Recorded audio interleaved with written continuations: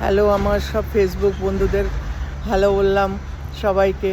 হ্যাঁ, তো আমি একটু এই বেরোই সকালবেলায় কোথায়, মানে আমার নেচারটা এত ভালো লাগে না, কোথায় সবুজ গাছ আছে, কোথায় কী আছে সেগুলো দেখতে দেখতে যাই আর ফটো তুলি। হ্যাঁ, তো আমি দেখুন আমার নিজের বাড়ির এটা।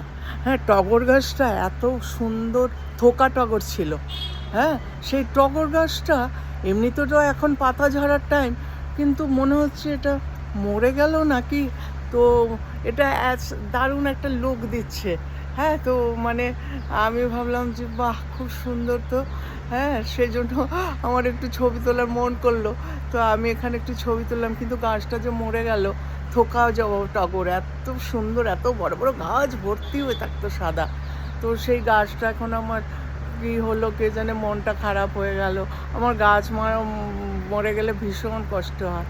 তো দেখছি কিছুদিন পরে আবার, হ্যাঁ, যদি এটা বাঁচে তো বাঁচে, না হলে আবার আরেকটা লাগাতে হবে, কিছু করার নেই।